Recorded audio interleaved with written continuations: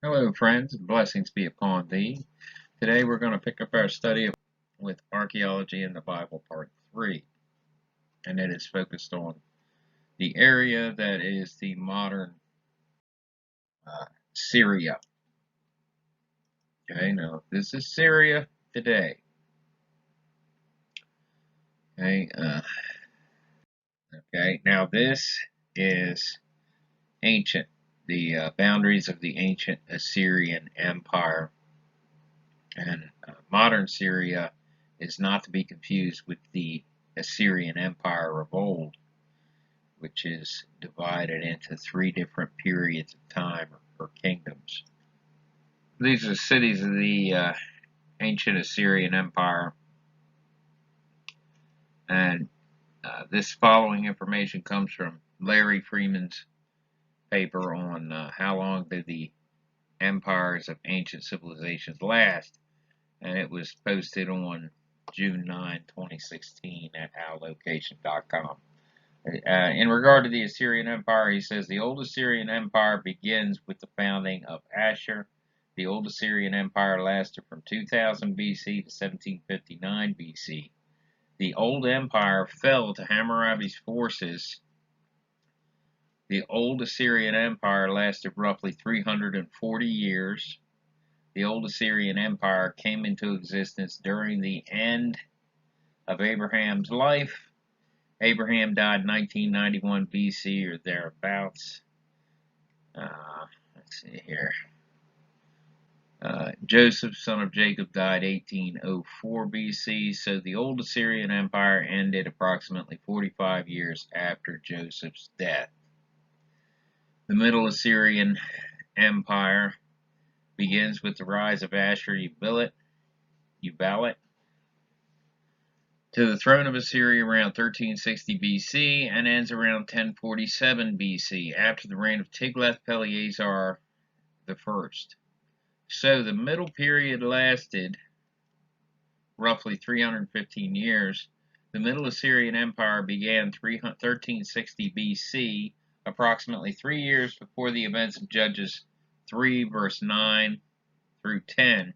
And Judges 3 verse 9 through 10 says, "And when the children of Israel cried unto the Lord, raised up and when the children of Israel cried unto the Lord raised up a deliverer to the children of Israel, who delivered them, even Othniel, the son of Kazan, Caleb's younger brother.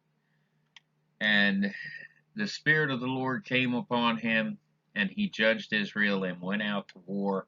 And the Lord delivered Cush-Hanrisht Athaim, probably butchering that name, the king of Mesopotamia, into his hand, and his hand prevailed against it." Cushan-Rishthaim,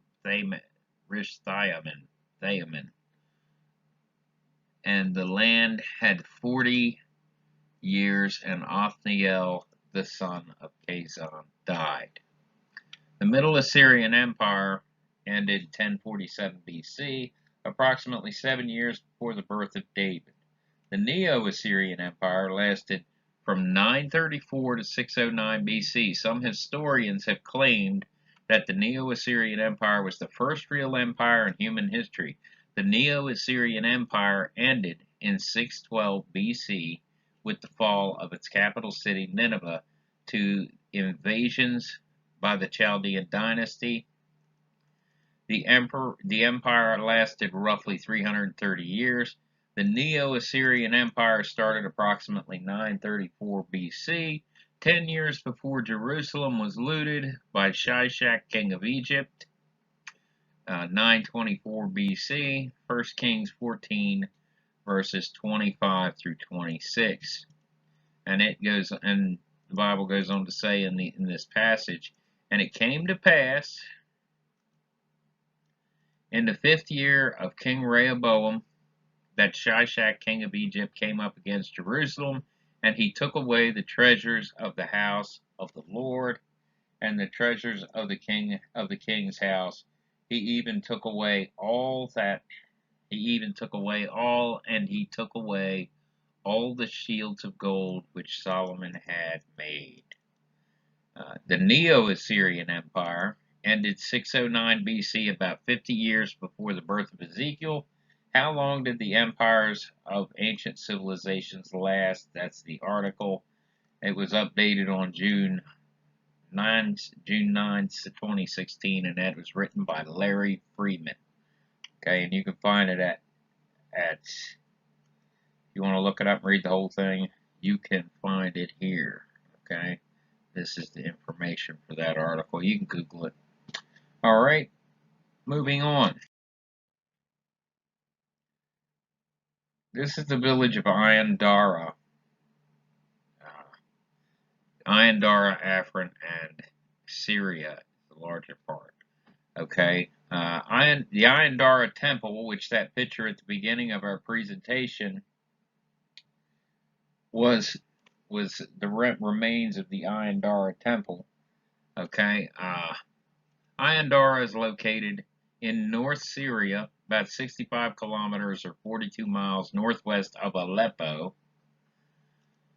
Now Aleppo came to the forefront here recently because of some things that happened there in the news, that were reported in the news. Northwest of Aleppo, near the Syrio-Turkish border.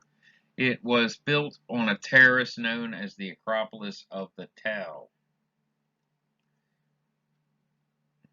Okay. The Tell itself is precipitous faced and overlooks the Afrin Valley. The area is divided in two parts. The main Tell, that is 25 meters above the surrounding plain, and the lower Acropolis, which covers an area of 25 HA, which is 60 acres. Just east of the temple site is the modern-day village of Ain Dara, and you can find more about that on Wikipedia.com. Go to Wikipedia and search up Ain Dara. There's an article there on it. Okay, the discovery of the temple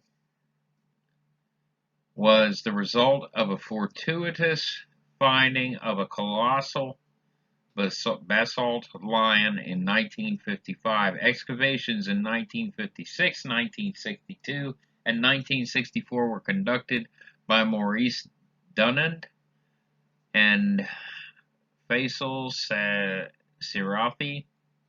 Beginning in 1976, Ali Abu Asef continued the work. The earliest habitation signs on the Tell are from the Chalcolithic period during the 4th millennium BC, and the Tell remained occupied until the Ottoman period, right, 1517 to 1917. Ali Abu Asef discovered the temple and inferred that it was built in 3 structural phases in the period from about 1300 BC to 740 BC. The first phase was from 1300 BC to 1000 BC. The second phase would have been from 1000 BC to 900 BC, and the third phase from 900 to 740 BC. The Ain Dara Temple was, as excavated, has revealed as a 3-part layout with structural blocks of basalt on limestone foundations. However, it has been conjectured that the temple probably had some mud brick superstructure covered with wood paneling, which has not survived. All right, you can find out more about that on Wikipedia if you search Ain Dara. This basalt lion you're seeing here in the image was stolen by a Turkish-backed group, former ISIS terrorists, in 2019, in early December 2019, Al-Hamzat backed the Turkish forces and took in Operation Peace Spring, journeying out to eventually plunder the already Turkish bomb disaster area. Okay. All right. This is a larger view of the Ain Dara Temple before the Turkish bombing destroyed it in early 2018. Detail of the outer wall of the Ain Dara Temple showing two lines. The Ain Dara Temple, as excavated, has revealed a three-part layout, and we already talked about that. Okay, moving on. Detail of the outer wall of the Ain Dara Temple showing two lions, as you see here. You can find that on Wikipedia also. The main sections of the temple include a porch, a middle room, and an inner room or sanctum. The middle room measures 6 meters or 20 feet by 51 feet in size and is lined with lion reliefs, guilloche, and panels resembling window, and the square main hall measures 52 feet and 52 feet. 52 feet by 52 feet, and the rear end of the hall reliefs and a stele were added as part of the shrine. The basalt reliefs in the lower wall, an elevated podium, which is 2 feet 6 inches high, platform, a niche, and a secondary wall are a part of the visible remains. Okay, this is interesting. This is a large footprint that is 1 meter in length. So this is an interesting thing because we see in the Bible there are instances where giants are mentioned. Now, you may say also that the image of Abraham Lincoln at the Lincoln Memorial is gigantic, and that's true. But the Bible speaks about there being giants in the land, and we'll get into some of that. Okay, but I thought it was interesting that this giant footprint is here. Perhaps it is how they, I don't know. I don't know why it's here. I assume it has something to do with the worship of their gods, but who knows. A pair of huge bare footprints at each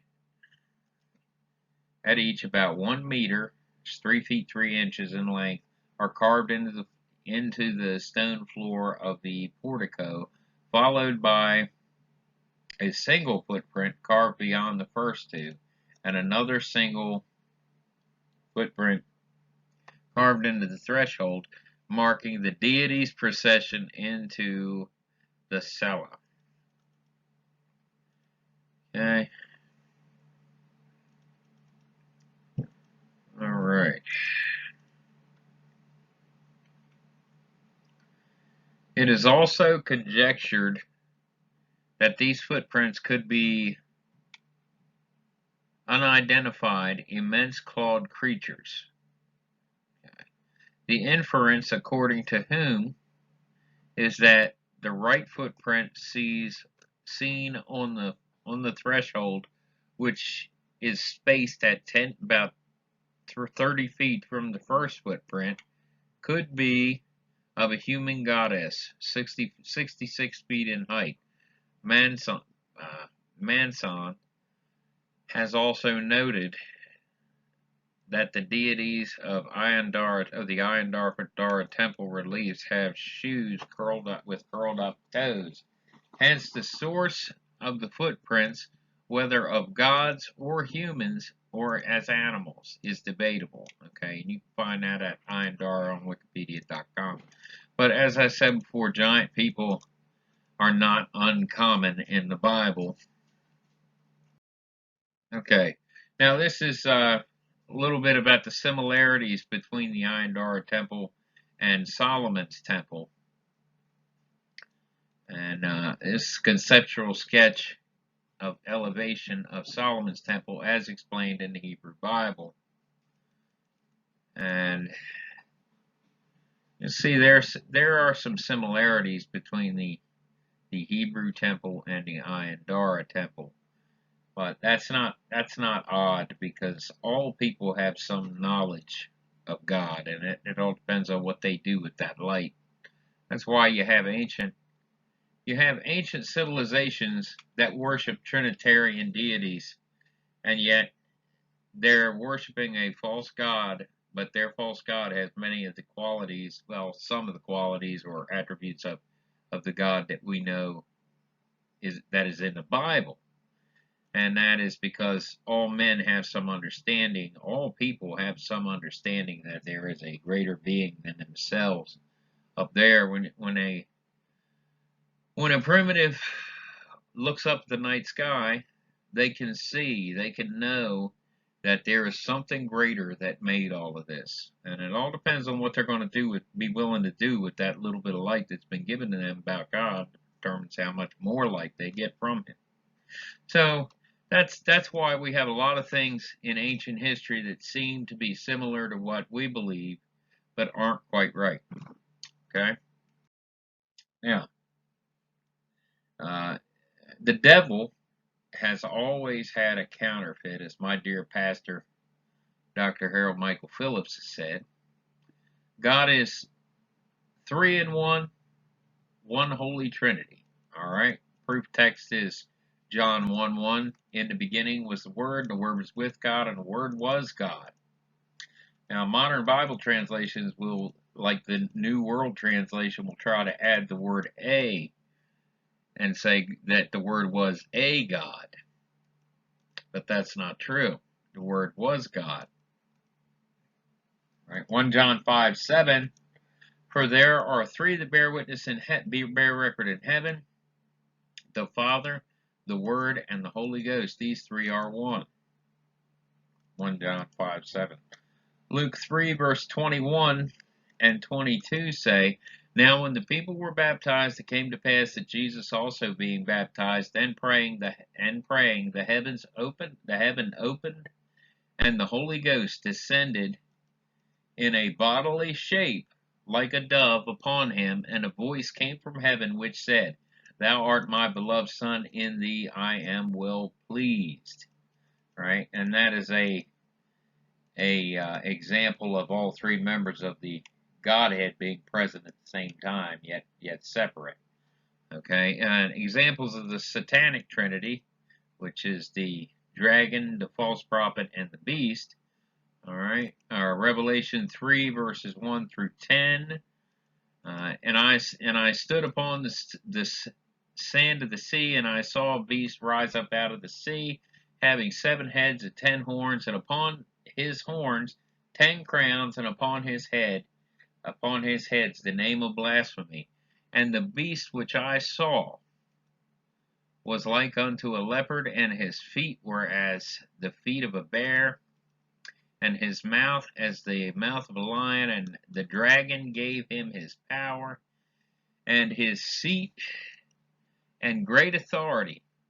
And I saw one of his heads as it were wounded unto death, and his deadly wound was healed. And that, of course, is the Antichrist, who is going to be, someone's going to attempt to assassinate him, I guess.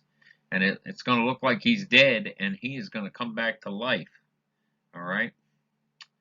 And his deadly wound was healed, and all the world wandered after the beast, and they worshipped the dragon, which gave power unto the beast, and they worshipped the beast, saying, Who is like unto the beast, who is able to make war with him? And there was given unto him a mouth speaking great things and blasphemies, and power given unto him. Let's see, and power given unto him to continue 40 and 2 months. And he opened his mouth in blasphemy against God, to blaspheme his name and his tabernacle, and them that dwell in the heaven. And it was given unto him to make war with the saints, and to overcome them, and his power was given him over all kindreds and tongues and nations. And all that dwell upon the earth shall worship him, whose names are not written in the book of life of the Lamb slain from the foundation of the world. If any have an ear to hear, if any have an ear, let him hear. That leadeth into captivity shall go into captivity. He that killeth with the sword must be killed with the sword. He that is patient, he is the patience and the faith of the saints. All right. Luke 24, verse 2 and 3 says, They found the stone rolled away from the tomb, but when they entered, they did not find the body of the Lord Jesus. John 11, verse 25-26 says, Jesus said unto her, I am the resurrection and the life. Revelation 13, verse 3 and 4 say, And I saw one of his heads as if it were wounded to death, and a deadly wound was healed. That's the false, and that is the Antichrist. Okay. All right. Tells can tell us much. In the Middle East, the common form of site excavation is called a tell, which is essentially a buried city. Tells usually span several cultures throughout history, building sites were carefully selected based on such things as water supply and natural defense. When the city was conquered and destroyed, it was typical for the victors to build new cities on top of old ones. As time passed, the cycle of destruction and rebuilding resulted in a large man-made hill, as you see right here, and this is Tel Barai, okay, in northeastern Syria, and numerous cultures numerous civilizations are represented right here in this tell. Okay, This is a view of the excavation area at Tel Barai. In 1980, excavations were begun by a team of Italian archaeologists from the University of Florence, led by Paolo Emilio.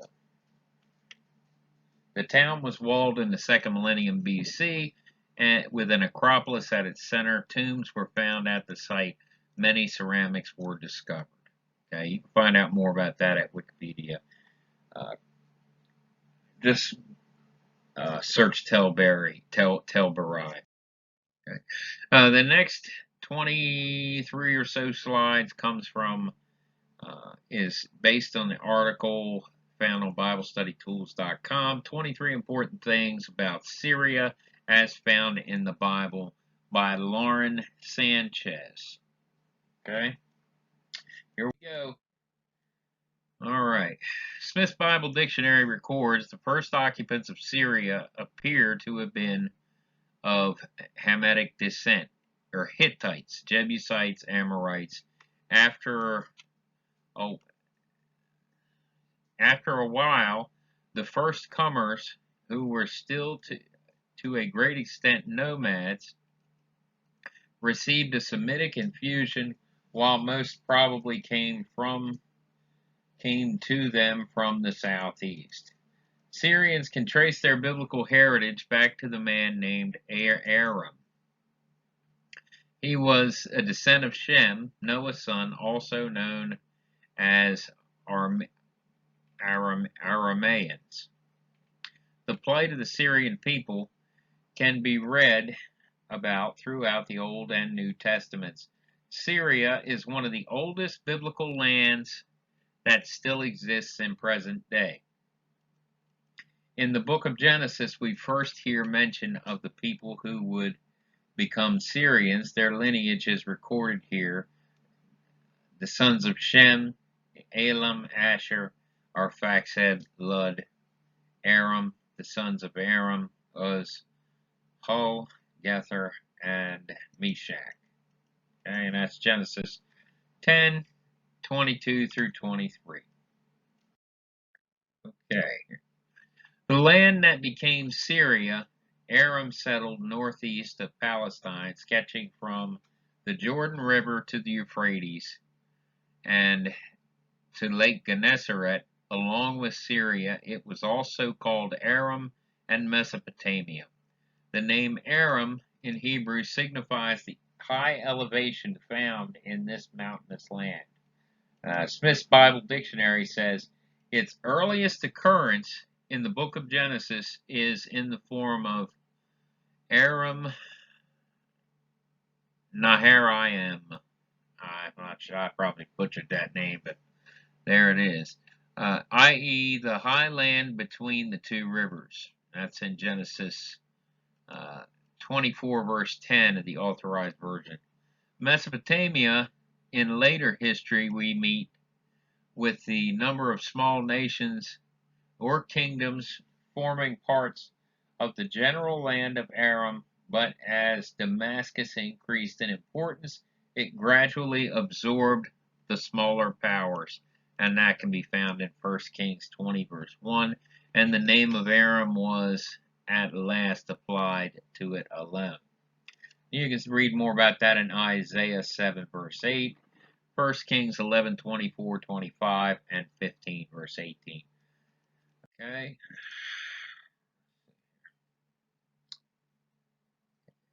There are several recognizable towns and cities of Syria throughout the Bible. Many were very important to the early church in the New Testament, namely Antioch and Damascus. Smith's Bible Dictionary lists these cities in order of importance, and the list is Antioch, Damascus, Apamea, Seleucia, Tadmor, Palmyra, Laodicea, and so on. You can find that list at 23 important things about Syria as found in the Bible on BibleStudyTools.com. Okay, in the Old Testament, in the times of the judges, God tested Israel. He left several nations to train for battle those Israelites who had not previously experienced war. Rather than following the Lord and His law, the Israelites instead married foreigners and worshiped their gods. Therefore, the Lord punished Israel by driving them into captivity. The Israelites did evil in the sight of the Lord. They forgot the Lord their God and served the Baals and the Asherahs. The anger of the Lord burned against Israel so that He sold them into the hands of the Cushan Rishathaim. Okay, let's see here. King of Aram, to whom the Israelites were subject for 80 years, and you can read about that in Judges 3, verse 7 through 8. The Israelites were subject to the ruler of Aram Naharaim, the kingdom of Aram. Here, the Syrians were enemies of Israel, but when they cried out to the Lord, He raised them up a deliverer, Othniel, and we've already talked about that. Okay. King David's conquest of Syria. Let's see. Sometime after the conflict in Judges, King David of Israel led a conquest against Syria and 1. This is documented in Chronicles 8:18, 1 through 13, Psalm 60 verses, Psalm chapter 60, and 2 Samuel 8, 3 through 13. All right, and you can read about that in those chapters. Following King David's defeat of Zobah, his son King Solomon also had a conflict in Syria. Also had conflict with Syria, and God raised up. Now this is about Rezon of Zobah, a new adversary of Israel. And God raised up Solomon, another adversary, Rezon, son of Elidah, who had fled from his master Hazael, king of Zobah, when David destroyed Zobah's army. Rezon gathered a band of men around him and became their leader. They went to Damascus, where they settled and took control. Rezon was Israel's adversary as long as Solomon lived, adding to the trouble caused by Hadad.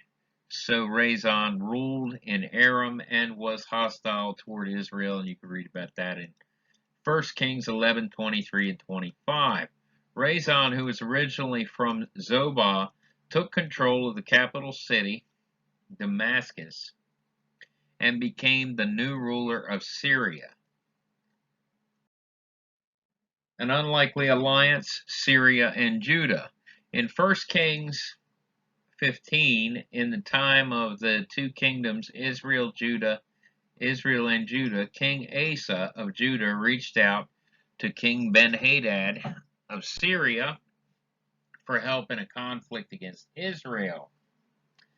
The ruler of Israel at that time was King Baasha, who led a siege against Judah. There was war between Asa and Baasha, king of Israel, throughout their reigns. Baasha, king of Israel, went up against Judah and fortified Ramah to prevent anyone from leaving or entering his territory of Asa, king of Judah. Asa then took all the silver and gold that was left in the treasuries of the Lord's temple, and of his own place. He entrusted it to his officials and sent them to Ben-Hadad, son of Tabrimon, son of Hazon, king of Aram, who was ruling in Damascus. Let there be a treaty between me and you, he said, and there was between my father, as there was between my father and your father. See, I am sending you a gift of silver and gold. Now break your treaty with Baasha, king of Israel, so he will withdraw from me. Ben-Hadad agreed with King Asa and sent the commanders of his forces against the towns of Israel. He conquered Ijon, Dan, Abel, Beth Makkah, and all Kinnereth, in addition to Naphtali. Okay. During the reign of King Ahab of Israel, Elijah the prophet was given a word from the Lord. The Lord said unto him, Go back the way you came, and go to the desert of Damascus. When you get there, anoint Hazael king over Aram. Also anoint Jehu son of Nimshi king over Israel, and anoint Elisha son of Shaphat from Abel Maholah to succeed you as prophet. Jehu will put to death any who escape the sword of Hazael, and Elisha you will put to death any who escape the sword of Jehu. Yet I reserve 7,000 in Israel, all whose knees have not bowed down to Baal, whose mouths have not kissed him, and so on. That's 1 Kings 19, verse 15 through 18. Though Hazael was chosen to be king of Aram, his evil desires would turn him against Israel. Okay. Naaman, the Aramean, healed in Israel. Naaman the Aramean, during Aram's conflict with Israel, a commander in the Aramean army, Naaman, sought help from the prophet Elijah of Israel, Elijah's successor. Naaman had leprosy because he was so well regarded as a soldier. The king of Aram allowed him to go, sending him with a letter to the king of Israel explaining the situation. As soon as the king of Israel read the letter, he tore his robes and said, "Am I God? Can I kill and bring back to life? Why does this fellow send someone to bring me to someone to be cured of his leprosy? See how he is trying to pick a quarrel with me?" When Elijah, the man of God, heard that the king of Israel had torn his robes, he sent this message: "Why have you torn your robes? Have the man come to me, and he will know that there is a prophet in Israel." So Naaman went with his horses and chariots and stopped at the door of Elijah's house. Elijah sent a messenger to say to him, Go wash yourself 7 times in the Jordan, and your flesh will be restored, and you will be cleansed." And we know this is a miracle because you could wash forever in the Jordan, and that wouldn't clear leprosy. All right, wouldn't cure leprosy. So it was a miraculous thing, obviously. That's 2 Kings 5, 7 through 10. But Naaman, expecting to be healed, expected healing to come in a different way and was angry. However, after his servants convinced him to follow Elisha's instructions, Naaman was healed. So he went down and dipped himself in the Jordan 7 times, as the man of God told him, and his flesh was restored and became clean, like that of a young boy. Then Naaman and all the attendants went back to the man of God. He stood before him and said, "Now I know that there is no God in all the world except in Israel." And that's 2 Kings 5, 14 through 15. Elijah prophesies over Hazael. Okay, Ben-Hadad, the king of Aram, continued his war against Israel and eventually became ill. 1 Kings 20 verses 1 through 43 and 2 Kings chapter 8. So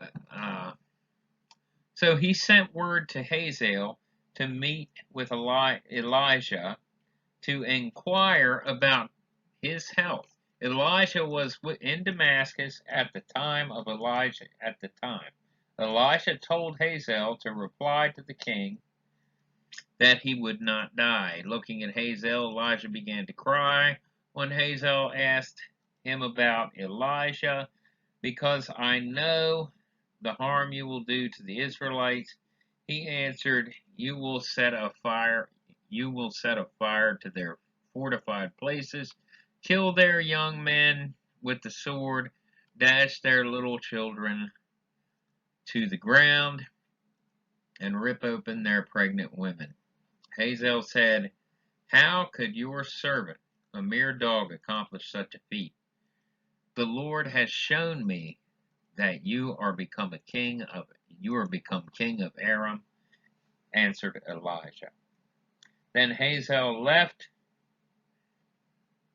and returned to his master. When Ben-Hadad asked, "What did Elijah say to you?" Hazael replied, "He told me that you would certainly recover, But the next day he took a thick cloth soaked in water and spread it over the king's face so that he died.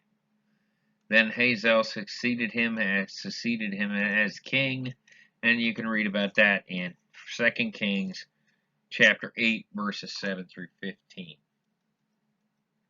Hazael's war against Israel and Judah are recorded in 2 Chronicles and 2 Kings. King Jeroboam II of Israel takes Damascus and Hamath. King Jeroboam II of Israel takes Damascus and Hamath. Jeroboam II of Israel led a campaign to take back the land for Israel, as noted in 2 Kings. These lands include part of Syria, namely Damascus and Hamath. He was the one who restored the boundaries of Israel from Lebo Hamath to the Dead Sea in accordance with the word of the Lord, the God of Israel, spoken through his servant Jonah, son of Amittai, the prophet from Gath, Hephar. As the other events of Jeroboam's reign, all he did and his military achievements, including how he recovered from Israel both Damascus and Hamath, which had belonged to Judah, are they not written in the book of the annals of the kings of Israel? And that is 2 Kings 14:25-28. In another unlikely alliance, the king of Syria and the king of Israel came up against Judah. At this time, the king of Judah was Asa. The events are recorded in 2 Kings 16. Then Rezin, the king of Aram, and Pekah, son of Ramallah, king of Israel, marched up to fight against Jerusalem, besieged Asa, but they could not overpower him at that time. Rezin, king of Aram, recovered Elath from Aram by driving the people out of Judah. Edomites then moved to Elath and have lived there to this day. I am your servant and vassal. Come up. Hold up a second here. To this day. Asa sent messengers to say to Tiglath-Pileser, king of Assyria, I am your servant and vassal. Come up and save me out of the hand of the Lord, and in the treasuries of the royal palace, and sent it as a gift to the king of Assyria. The king of Assyria complied by attacking Damascus and capturing it. He deported its inhabitants to Kir, put Rezin to death,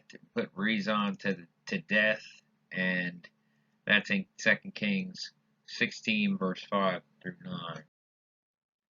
After the Assyrians conquered Damascus and sent Syrians to Kir, which is recorded in 1 Kings 16 verse 9, Israel fell to Assyria. In the 9th year of Hoshea, the king of Assyria captured Samaria and deported the Israelites to Assyria. He settled them in Halal, in Gozan, and the Habor River, and in the towns of the Medes. 2 Kings 17 verse 6. Then the king of Assyria brought the people of Syria to Samaria. The king of Assyria brought people from Babylon, Cutha, Awa, Hamath, and settled them in towns of Samaria. To replace the Israelites, they took over Samaria and lived in its towns. And you can read about that in 2 Kings 17, verse 24. We also learn that Syrians who were living in Samaria worshipped idols.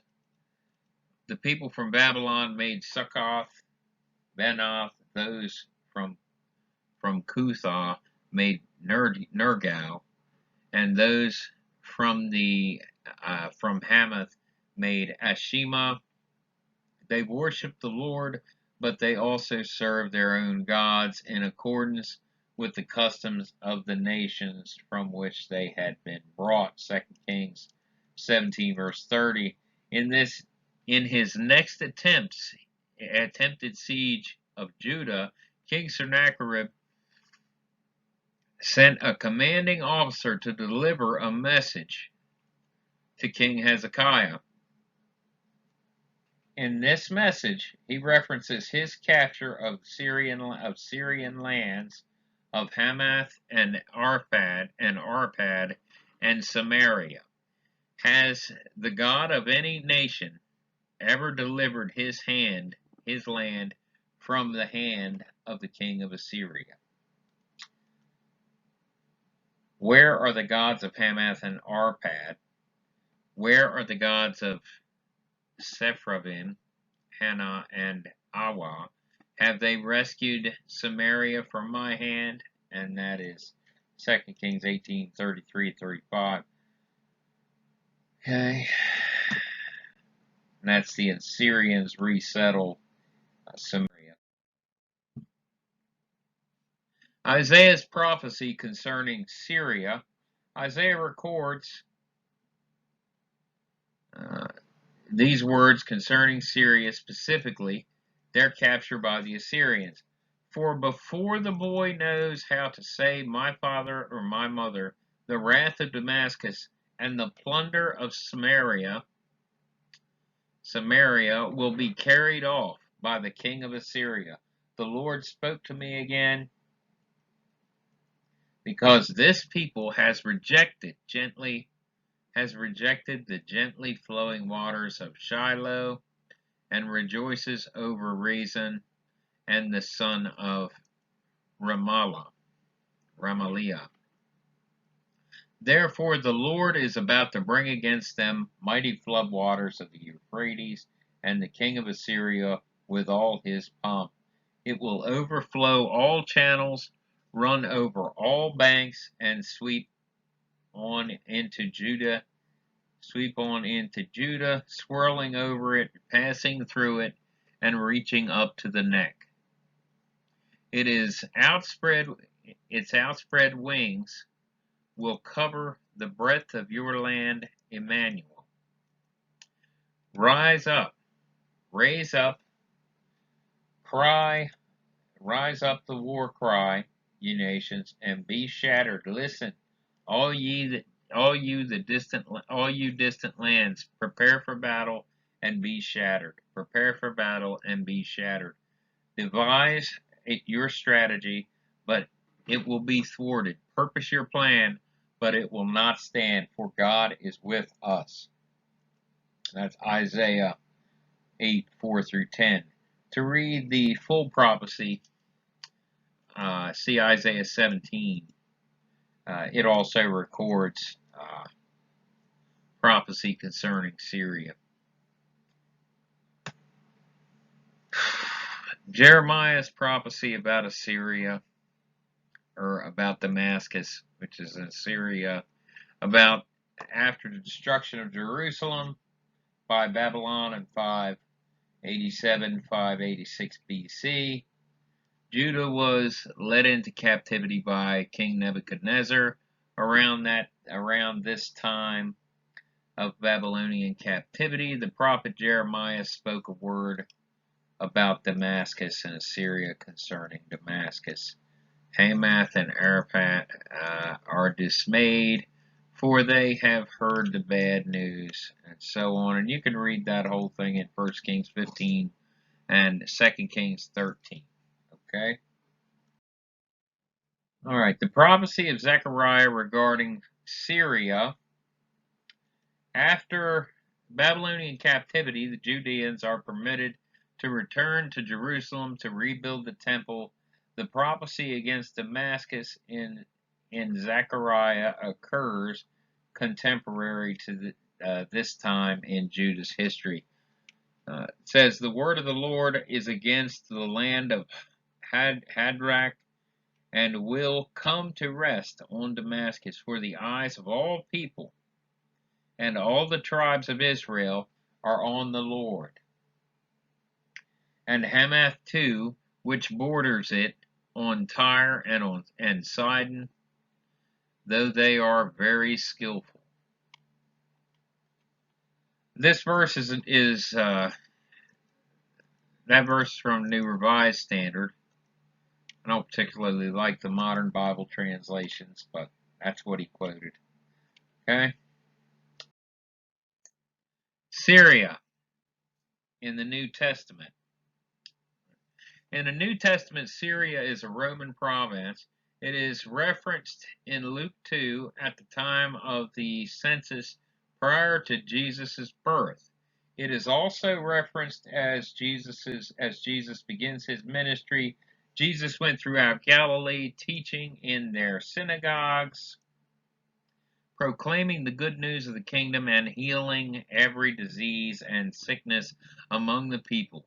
News about him spread all over Syria, and people brought to him all who were ill with various diseases, those suffering severe pain, and the demon-possessed, those having seizures, and the paralyzed, and he healed them. Large crowds from Galilee, the Decapolis, Jerusalem, Judea, and the region across the Jordan followed him. That's Matthew 4:23 and 25. The province also included Canaan, Phoenicia. The people of Phoenicia were also called Syro-Phoenicians in Mark 7, verse 24 through 30. Jesus encountered and heals a Syro-Phoenician woman. Jesus, and that was in Mark 7, 24 through 30. Jesus left that place and went to the vicinity of Tyre. He entered a house and did not want anyone to know it, yet he could not keep his presence a secret. In fact, as soon as she heard about him, the woman whose little daughter was possessed by an impure spirit came and fell at his feet. The woman was a Greek born in Syria, Phoenicia. She begged Jesus to drive the demon out of her daughter. First, let the children eat all they want. He told her, for it is not right. Oh, sorry. Oh, excuse me. He told her, for it is not right to take the children's bread and toss it to dogs. Lord, she replied, even the dogs under the table eat the children's crumbs. Eat the children's crumbs. Then he told her, for such a reply, you may go. The demon has left your daughter. She went home and found her child lying on the bed, and the demon gone. Praise the Lord. Okay, the road to Damascus. On one of the most well-known stories about the early church disciples, Paul, in his journey to Damascus, he met Jesus. It's recorded in Acts 9. Meanwhile, Saul was still breathing out murderous threats against the Lord's disciples. He went to the high priest and asked them for letters to the synagogues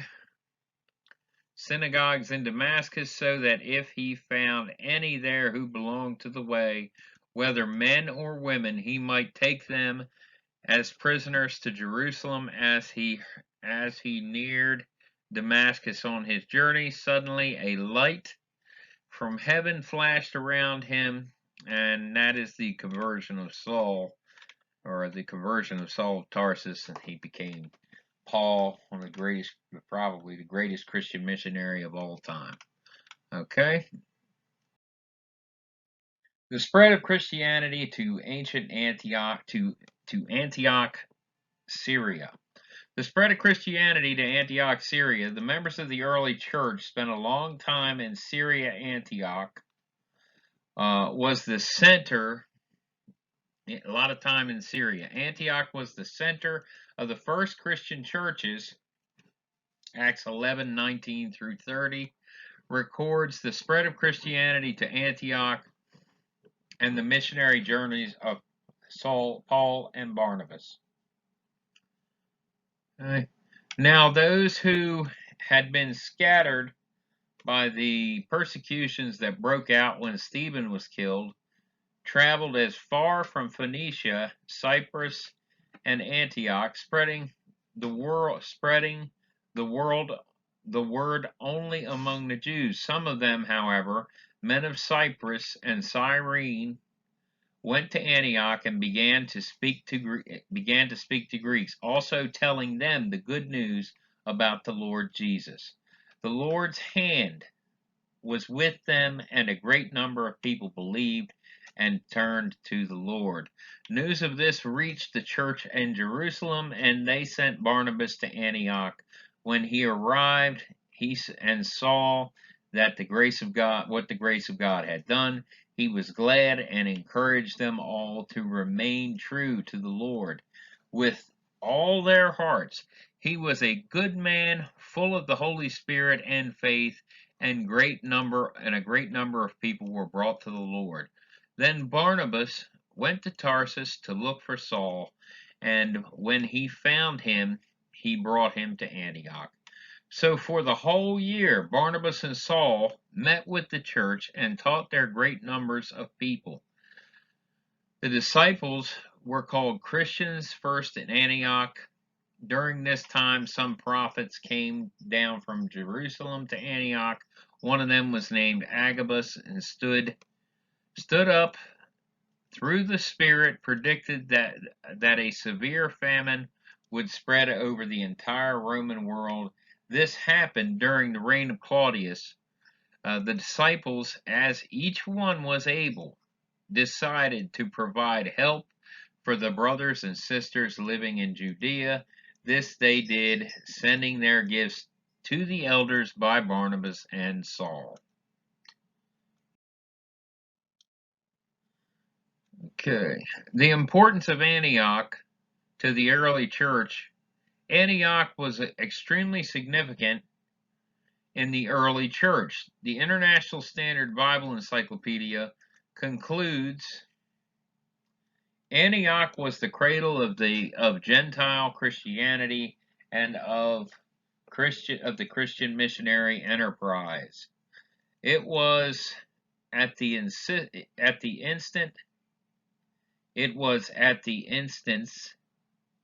of the church at Antioch that the Council of Jerusalem decided to relieve Gentile Christians of the burden of the Jewish law. And that's Acts 15. Antioch was Paul's starting point in his three missionary journeys. You can see that in Acts 13:1, Acts 15:36, Acts 18:23, and thither he returned from the first two.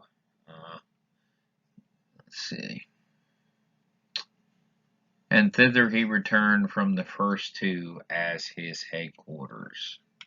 Acts 14, verse 26 and 18:22. Right. Regarding confusion in Antioch, there were some people who went to Antioch to speak to the believers there. They were told them they had to become circumcised. Bothered by this, Paul and Barnabas set off for Jerusalem to discuss with the other members of the church. After much deliberation, the church came to a conclusion and sent a letter to Paul, Barnabas, Silas, and Judas Barsabas. Luke records this significant moment for Gentile believers in Acts 15. All right. And the faith of the first Christians throughout Syria, the faith of the Syrian Christians in the early church can be seen throughout the book of Acts. In Acts 11, we recall Saul, who became Paul, his conversion on the road to Damascus, and the servant of God, Ananias, who received a word from the Lord and restored his sight. We also see a strong faith of the Christians, the strong faith of the Christians at Antioch in Acts 13. Now, in the church at Antioch, there were prophets and teachers: Barnabas, Simeon, called Niger, Lucius of Cyrene, and so on. And you can read that in Acts 13 verses 1 through 3. Okay, Paul and Barnabas testified to the church in Jerusalem about the faith of the believers in Antioch. The whole assembly became silent as they listened to Barnabas and Paul telling about the signs and wonders God had done among the Gentiles through them. And that's Acts 15:12. The Syrian Christians at Tyre showed their dedication to the gospel message, saying, after sighting Cyprus and passing to the south of it, we sailed on to Syria. We landed at Tyre, where our ship was to unload its cargo. We sought out the disciples there and stayed with them 7 days. Through the Spirit, they urged Paul not to go to Jerusalem. When it was time to leave, we left and continued on our way. All of them, including wives and children, accompanied us out of the city, and there on the beach we knelt to pray. After saying goodbye to each other, we went aboard the ship, and they returned. We went aboard the ship, and they returned to home. We continued on our voyage from Tyre and landed at Ptolemais, where we greeted the brothers and sisters and stayed with them for a day.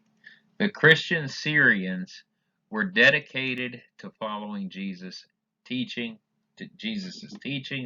They were led by the Holy Spirit and in communion with God through prayer. They lived out their beliefs in their churches and showing hospitality and praying for Paul and other missionaries as they sent them off on their mission to preach the gospel. And those slides came from 23 important things about Syria as found in the Bible, written by Lauren Sanchez, and you can find that article at this address right here on the web. Okay,